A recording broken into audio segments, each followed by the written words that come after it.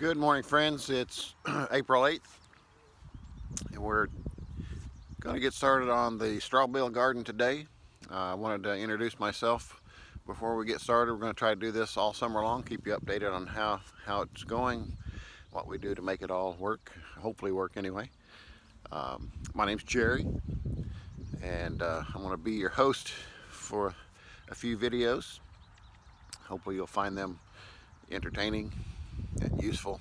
We loved the results of our straw bale garden last year, so we're going to do it again. And I said earlier in the first video, we're increasing that to 60 bales. I'm going to turn this camera around so you can see where we're going to have the garden, if I can. Try to. Well, we'll do it this way. This is where the straw bale garden is. We had 40 bales last year. That's Mimosa. She is our Great Dane. She's the queen of the place around here.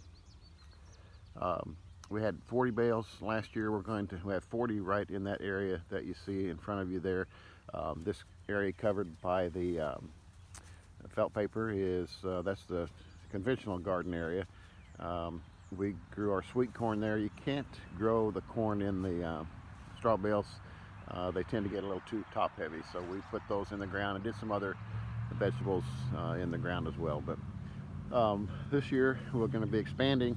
We're going to run some bales along this fence row. We learned last year that squash and cantaloupe, those vining types of plants, really vined out quite a lot.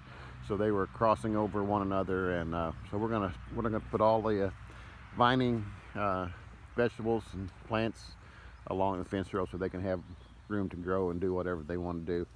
The reason this conventional garden is covered, at the end of the season last year, we took the remaining bales that hadn't composted down, and they really composted to half or less their original size.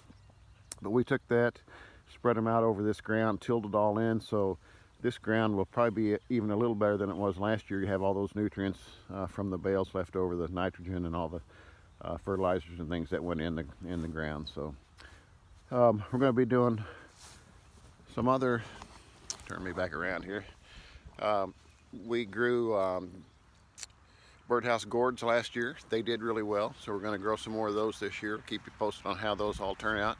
Also loofah sponges. I grew some of those a few years ago in southern Indiana, so we're hopeful that they'll grow here. I'm sure conditions are going to be about the same, so they should turn out really well.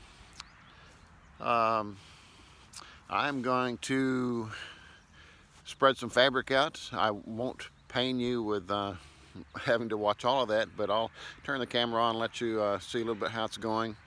Then I'll get the straw bales down here and we'll get things set up and progressing, and I'll feed you some information about the book that we purchased and the author's name and all that, in case you're interested in doing a straw bale garden of your own. All right, sign off for now. We'll see you in a little bit.